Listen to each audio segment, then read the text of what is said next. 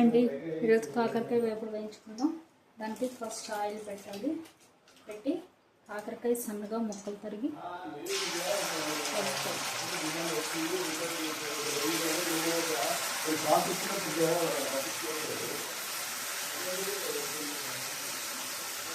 ఇలాగా కాకరకాయ ముక్కలు వేసుకోండి.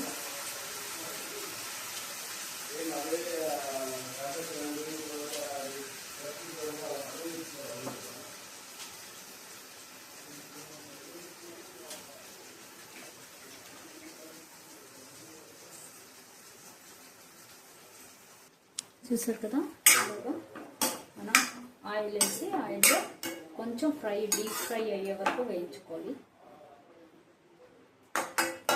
ఆయిల్లో పెట్టి వేయించుకోవాలి.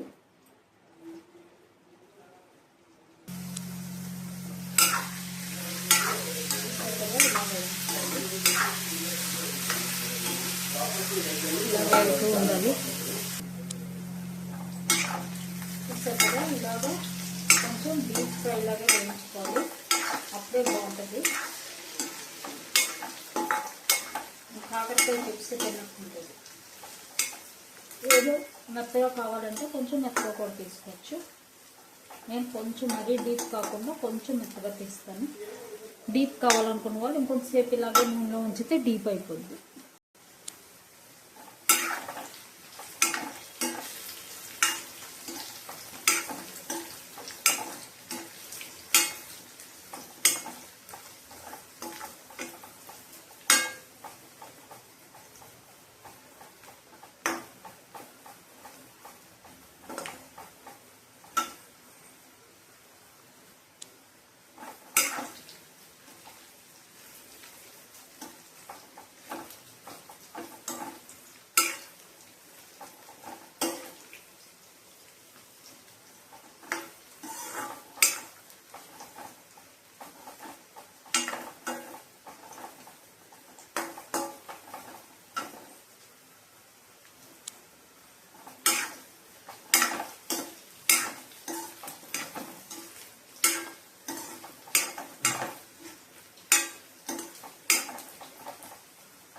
చూసారు కదా, ఇలా వేగాక ఇప్పుడు ఆయిల్ రిమూవ్ చేసేయాలి.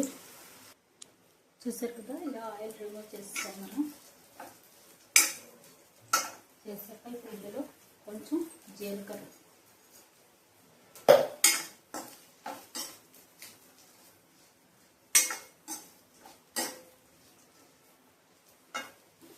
అలాగే కొంచెం శనగపిండి, బేసిన్ ఫ్లోర్ ఒక 2-3 స్పూన్స్, అలాగే జీరా కూడా ఒక 1/2 స్పూన్ జీరా,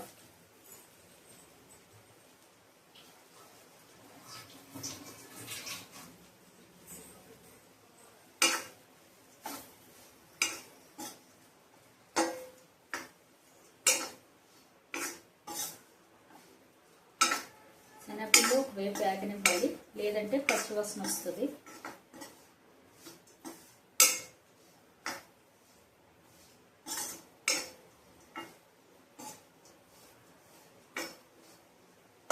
అలాగే సాల్ట్, సరిపడా సాల్ట్,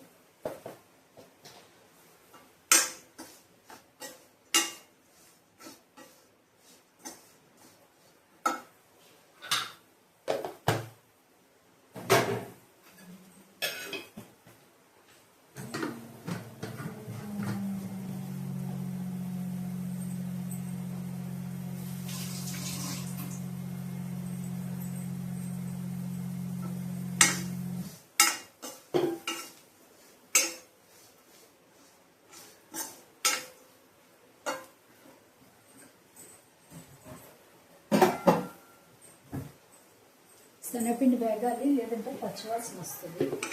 కాబట్టి కొంచెం వేయించుకోవాలి. ఇలా చూసారు కదా, ఇలా వేగాక ఇప్పుడు మనకు కావాల్సినంత కారం ఎక్కువ తినేవాళ్ళు కొంచెం కారం ఎక్కువ జరుపుకోవచ్చు. అలాగే గార్లిక్ తినేవాళ్ళు కొంచెం గార్లిక్ కూడా దంచేసుకోవచ్చు. చూసారు కదా, ఇప్పుడు స్టవ్ ఆఫ్ చేసేయాలి. ఇంకా కారం వేసాక స్టవ్ ఆన్లో ఉండకూడదు,